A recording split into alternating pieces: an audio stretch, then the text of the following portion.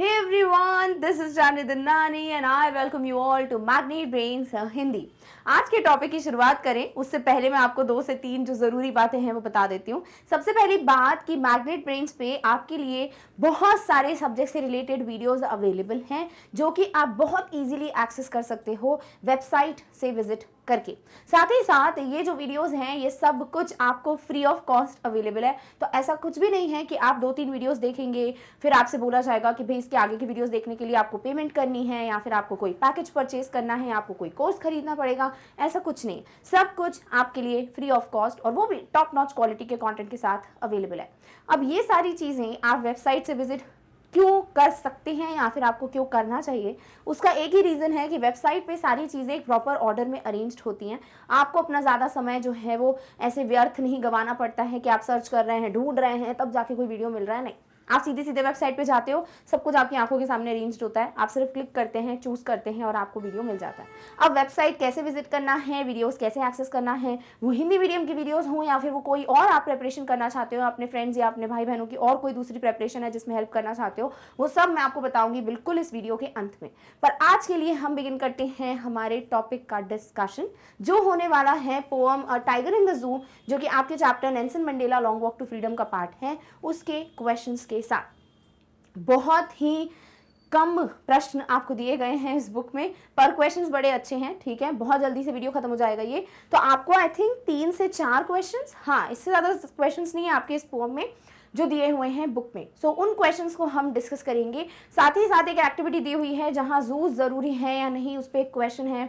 2 poems दिए हैं panther वगैरह के टाइटल से, तो डेफिनेटली वो क्वेश्चन आप अपने आप से लिखने की कोशिश ज़रूर करेंगे, बिकॉज वो आपकी सोच क्या है या आप क्या सोचते हैं उसके बारे में वो आपको पेपर पे लिखना है। सो डेफिनेटली वो क्वेश्चन अटेम्प्ट करने की कोशिश करना। बट अभी जो क्वेश्चंस कराना ज़रूरी है उसका डिस्कशन कर लेते हैं।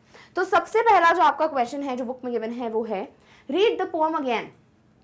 फिर से पढ़ो पोएम को। भाई पहले ही पढ़ चुके हैं 3 से 4 बार, एक बार एक्सप्लेनेशन में ही हर स्टैंजा को 3 से 4 बार पढ़ चुके हैं। साथ ही साथ हमने समरी भी देखी है प्रीवियस वीडियो में। अब हमें पोएम पढ़ने की जरूरत नहीं है, हमें सब कुछ आता है ना। तो read the poem again and walk in pairs और groups to do the following task. देखिए आपको जो भी क्वेश्चंस दिए जाते हैं वो यही सोच के देते हैं ना कि आप स्कूल में बैठे होंगे, आपको सब कुछ एक साथ टीचर्स जो हैं वो एक्सप्लेन कर रहे होंगे, फिर आपकी कोई एक्टिविटी होती है तो आप अपने फ्रेंड्स के साथ बैठ के, क्लासमेट्स के साथ बैठ के डिस्कस करके कर सकते हो। बट अभी अनफॉर्चुनेटली ऐसा कुछ है नहीं, तो हम ऐसा ही इमेजिन करेंगे कि अभी हम सब एक साथ क्लासरूम में ही हैं और इस एक्टिविटी को करेंगे। अभी क्या दिया है पहला क्वेश्चन आपको, find the words that describe the movements and actions of the tiger in the cage and in the wild, arrange them in 2 columns. देखिए आपको ना 2 कॉलम्स दे दिए गए हैं, 2 बॉक्सेस दे दिए गए हैं और यहाँ आपको जो डिवीजन है वो इस बात पे बेस्ड है कि कौन से शब्द हैं जो बताते हैं कि टाइगर केज में है, कौन से शब्द हैं जो बताते हैं कि टाइगर जो है वो वाइल्ड या जंगल में है। आपको बस वो शब्द पोएम से उठा के यहाँ पर प्लेस करना है, इतना आसान है। ठीक है, अब फटाफट से देख लेते हैं कि कौन से केज के वर्ड्स हैं, कौन से वर्ड्स हैं जो कि ये बताते हैं कि टाइगर जो है वो वाइल्ड या जंगल में। सबसे पहले केज का डिस्कस करते हैं, फिर हम इधर आएंगे इन द वाइल्ड, और वाइल्ड के और भी हैं फिर कंटिन्यू करेंगे। सबसे पहले इन द केज बोला है स्टॉक्स। स्टॉक्स वर्ड जो बोला है ना, stalks the length of the cage. अभी स्टॉक्स करने का मतलब ऐसा लग रहा है कि नाप रहा है, तो वो जंगल में थोड़ी, जंगल में तो इतनी जगह है कि वो बस चलता जाएगा अपनी मर्जी से, अपनी इच्छा अनुसार। बट अभी क्योंकि केज में, पिंजरे में सीमित जगह है, लिमिटेड स्पेस है, तो स्टॉक्स बेस्ट वर्ड है। Second, few steps of his cage. चाहिए तो केज ना लिख के आप फ्यू स्टेप्स लिख सकते हो, है ना, कुछ ही कदम है जो वो चलेगा। कहाँ चलेगा कुछ कदम, जंगल में कि केज में? केज में, क्योंकि केज में स्पेस ही कम है ना, इसीलिए few steps. Next, quiet rage. भाई यहां पर बोला है कि बिल्कुल शांत गुस्सा है।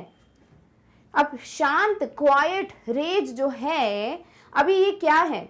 दिस इज समथिंग जो कि पिंजरे की बात कर रहा है, बिकॉज शांत गुस्सा वही होगा। जंगल में शांत होने की उसको जरूरत ही नहीं है, वो अपना गुस्सा बिल्कुल दिखा सकता है। नेक्स्ट है लॉक्ड इन कॉन्क्रीट सेल। यहां दिया हुआ है कि वो एक सेल में बंद है। सेल क्या होता है? पिंजरा। पिंजरा कहाँ होगा? डेफिनेटली केज की बात हो रही है। सो कॉन्क्रीट का सेल बना हुआ है, जंगल नहीं। तो ये कुछ शब्द है जो केज की बात कर रहे हैं। नेक्स्ट बात करते हैं वाइल्ड की। Locking in Shadow. लॉकिंग का मतलब क्या होता है?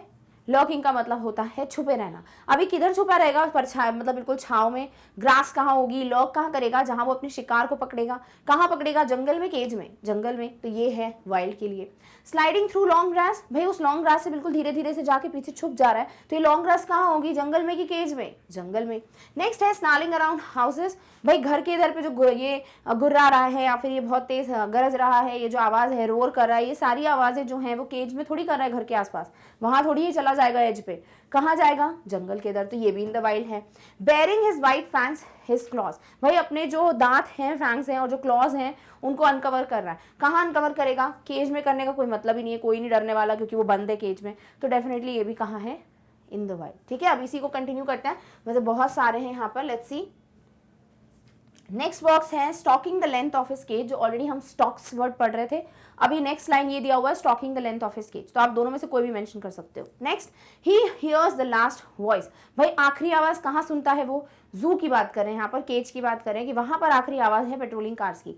Stairs at the brilliant stars, भाई जो चमकते हुए सितारे हैं उनको कहाँ पे घूर घूर के देख रहा है वो, पिंजरे में बैठ के, जंगल में नहीं। और जंगल के लिए एक लास्ट है टेरराइजिंग द विलेज, विलेज या विलेजर्स को टेरराइज कब करेगा वो, जब वो जंगल में है। तो ये कुछ चीजें हैं जो केज और जंगल को बता रही है, मतलब केज और जंगल के बारे में नहीं बता रही, ये बता रही है कि टाइगर कहाँ है, केज में या जंगल में। डन, ओके, चलिए नेक्स्ट क्वेश्चन पे मूव करते हैं।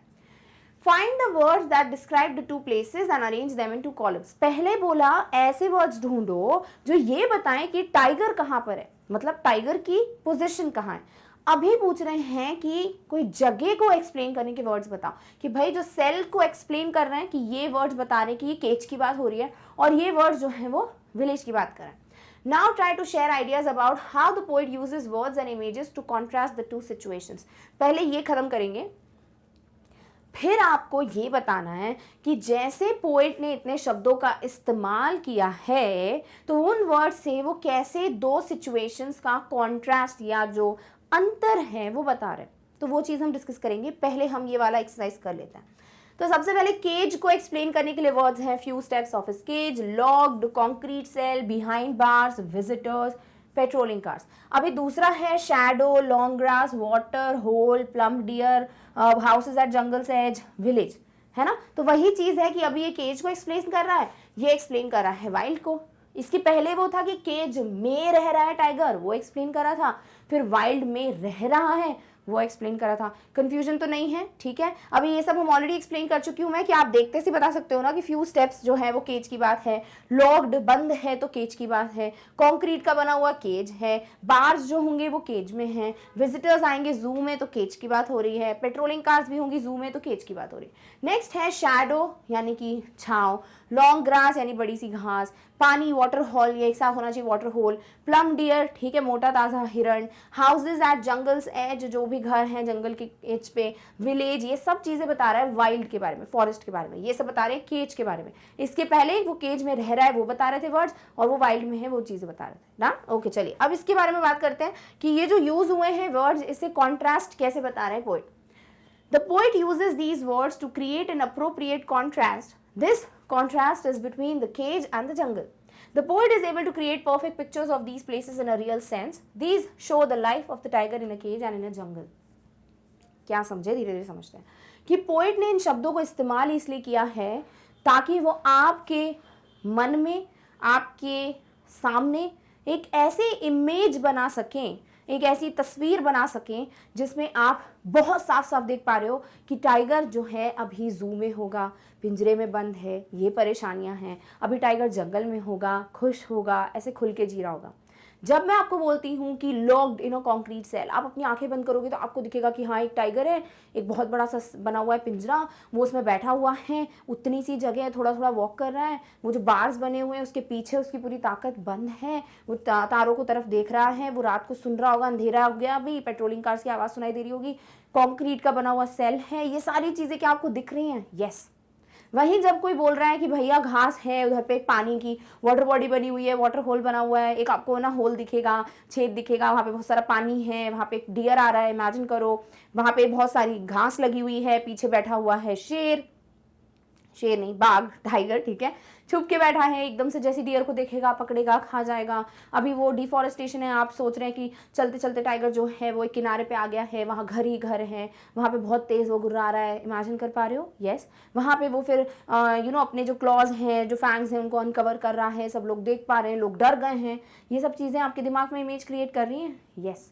तो ये जो कॉन्ट्रास्ट है वो बहुत अच्छे से पता चल रहा है, इसीलिए क्योंकि पोएट ने इन शब्दों का इस्तेमाल किया है। अगर वो ये शब्द इस्तेमाल नहीं करते, शायद हम इतने अच्छे से खूबसूरती से नहीं देख पाते हैं दोनों सिचुएशंस को। हम अभी अपने सामने दो सिचुएशंस को देख सकते हैं और कंपेयर कर सकते हैं। इसीलिए कॉन्ट्रास्ट क्रिएट करने का सबसे बेस्ट तरीका इन शब्दों का इस्तेमाल करने का था।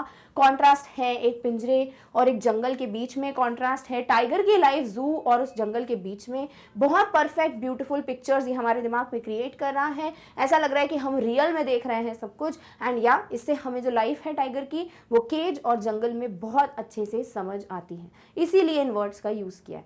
ईजी था क्वेश्चन? यस। अगर हमें क्वेश्चन समझ जाता है ना तो हम आसानी से उसको आंसर कर सकते हैं। चलिए अब मूव करते हैं अगले क्वेश्चन पे। Notice the use of a word repeated in these lines such as, देखो, on pads of velvet quiet, in his quiet rays. अभी इधर देखो क्या दिया हुआ है, क्वाइट, क्वाइट वर्ड रिपीट हुआ है। नेक्स्ट बात करते हैं, and stairs with his brilliant eyes at the brilliant stars. देखिए ब्रिलियंट, ब्रिलियंट वर्ड जो है वो रिपीट किया गया है। तो हमको जैसा बोला उनने कि भैया रिपीटेड वर्ड देखो, हमने देख लिया। What do you think is the effect of this repetition? कोई रिपीट क्यों करेगा किसी चीज को? अभी मम्मी ने बोला हमको कि बेटा संडे है, कमरा साफ कर लेना, या फिर आज सैटरडे, चलो रात को मम्मी ने बोला कल संडे है, कल छुट्टी है, जल्दी उठ के कमरा साफ कर देना, अपना रूम क्लीन कर देना। अगले दिन फिर हम सो रहे हैं, जब सोते वक्त मम्मी ने फिर बोला अलार्म लगा के सो, जल्दी उठना, कल कमरा साफ कर देना। फिर हम सुबह उठे, मम्मी फिर बोल रही है। मम्मी रिपीट क्यों कर रही है? ताकि हम वो बात भूले ना, हमारा ध्यान जाए उस बात पे। एक बार बोल के फिर छोड़ देंगी मम्मी तो हम तो भूल ही जाएंगे अगर हमको नहीं करना होगा तो। वैसे ही पोएट जो हैं कुछ बातों को हमें चाहते हैं कि हम कभी ना भूलें। पोएट चाहते हैं कि हम इन बातों पे जोर दें, हम इन बातों को बहुत अच्छे से समझें और उस स्ट्रेस को, उस एम्फसिस को, उस जोर को कवि हैं वो हमें समझाना चाहते हैं कि हम ना भूलें। इसीलिए उन्होंने इन शब्दों को रिपीट किया है। अब क्यों रिपीट किया है वो तो क्लियर हो गया, पर इसको लिखना कैसे है चलिए उसकी बात करते हैं। साथ ही साथ ऐसे जो तरीका होता है ना, इसको हम रिपीटेशन कहते हैं इंग्लिश की लैंग्वेज में। क्लियर? ओके, चलिए अब इसी को हम पढ़ते हैं। रिपीटेशन एक पोएटिक डिवाइस है। देखिए कई कविताएं जो आप देखते हैं उनमें कभी ना कभी कुछ ना कुछ यूज होता है। जैसे कभी किसी जानवर को या किसी चीज़ को इंसानों से कंपेयर कर दिया जाता है, कभी कभी किसी की तुलना दिखाई जाती है, कभी तुलना कुछ शब्दों को इस्तेमाल करके दिखाई जाती है, कभी बिना किसी शब्द के इस्तेमाल किए दिखाई जाती है। कभी कभी कोई चीज़ जो है वो बिल्कुल पोअम के स्टार्टिंग में रिपीट होती है। जैसे हम इधर जाए ना तो कभी कभी ऐसा होता है कि यहाँ पर एक शब्द होता है वही अगले में रिपीट हो रहा होता है, कभी यहाँ एक शब्द होता है वो अगले में रिपीट हो रहा होता है, कभी ऐसा होता है कि आखिरी में कोई शब्द होता है रिपीट हो रहा होता है, आखिरी में कोई शब्द होता है वो रिपीट हो रहा होता है। तो ऐसी कई चीजें होती हैं। कई बार होता है कि कोई एक साउंड जो है वो रिपीट हो रहा होता है, कभी ऐसा होता है कि कोई शब्द जो है वो कभी पूरी पूरी लाइन रिपीट हो रही होती है। तो कई ऐसी चीजें हैं, उन सबको हम कहते हैं poetic device.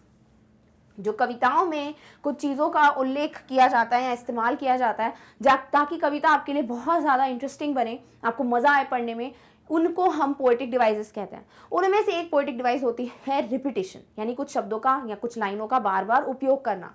Repetition is a poetic device that is used by the poet to amplify. Amplify क्या होता है? आपने कभी एम्पलीफायर का मतलब सुना होगा।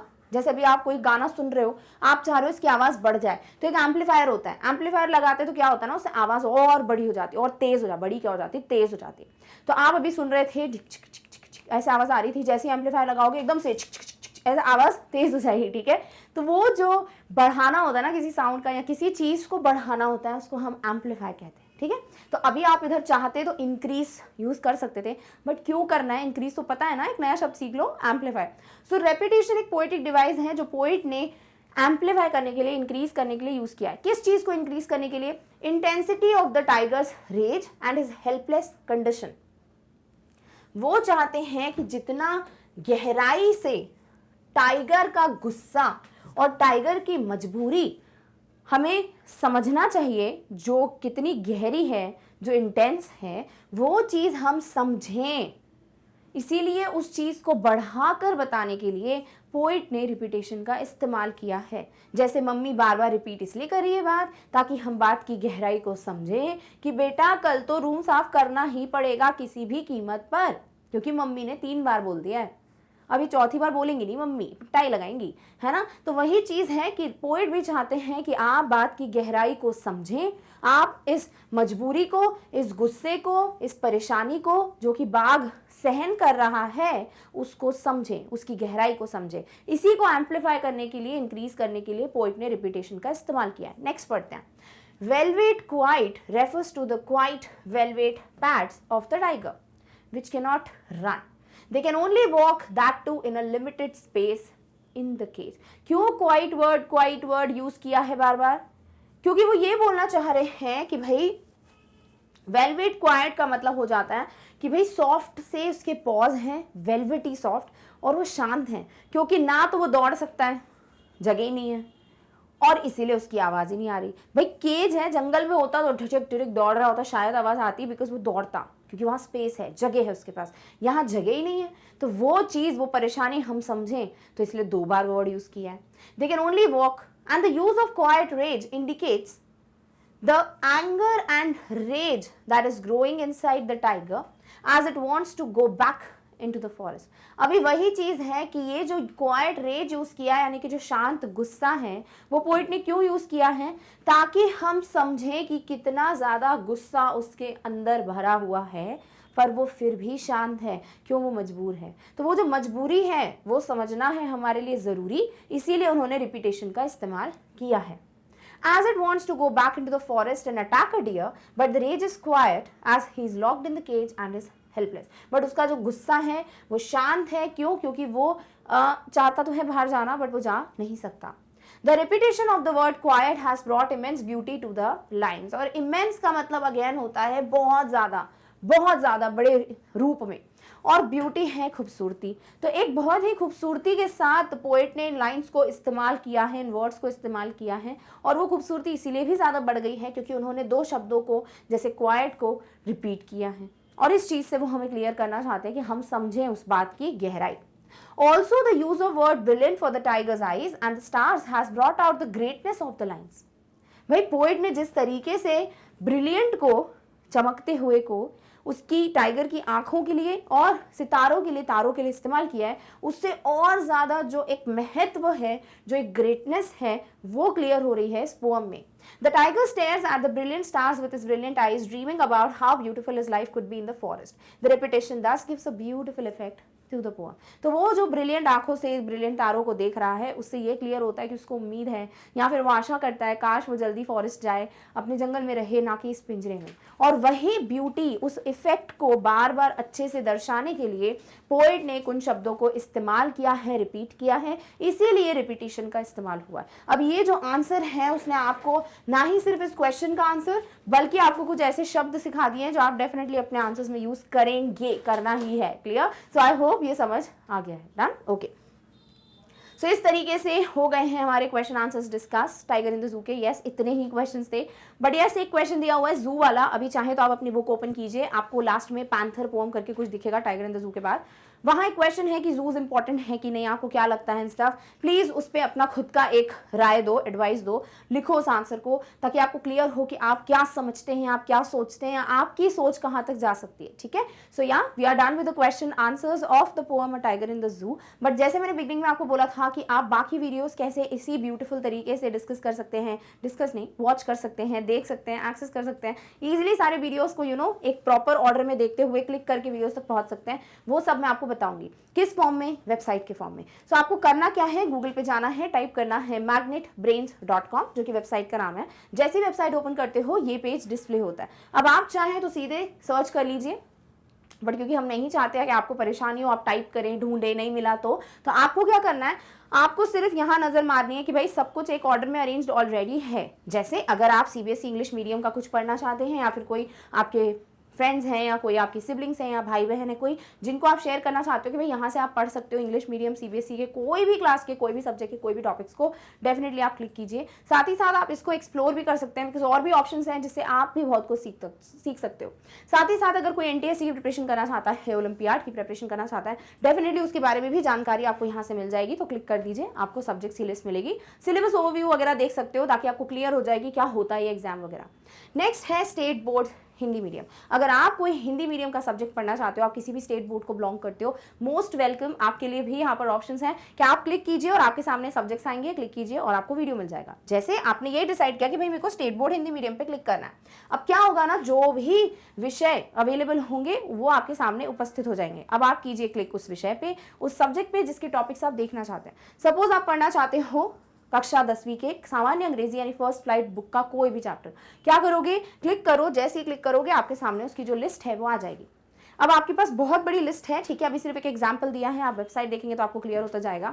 जैसे आपने डिसाइड किया कि मेरे को ना जो पाठ्यक्रम परिचय है, सिलेबस ओवरव्यू है वो देखना है, आप क्या करो, इस पे क्लिक करो, आपके सामने उसका वीडियो प्ले होना स्टार्ट हो जाएगा। तो बड़ी आसानी से आप यहाँ से बुक का ओवरव्यू देख सकते हो, आपको समझ जाएगा हम क्या पढ़ने वाले हैं, एंड इसी तरीके से बाकी चैप्टर्स भी देख सकते हो। ये बड़ा आसान तरीका है क्योंकि बहुत आसानी से आप वीडियोस तक पहुंच जाते हैं। आपके पास और भी ऑप्शंस हैं, प्लीज डेफिनेटली एक्सप्लोर कीजिए अगर आप और भी अपनी प्रिपरेशन को आगे बढ़ाना चाहते हो।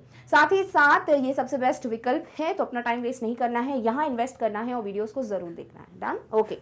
सो अब इस तरीके से हम आ चुके हैं आज के टॉपिक के अंत में। आई होप आपको सब कुछ क्लियर हो गया है। टाइगर इन द जू हमने बहुत अच्छे से कंप्लीट कर लिया है 3 वीडियोस की मदद से। अब जो कुछ भी डिस्कशन होगा हम अगले चैप्टर में करेंगे, अगली वीडियो में।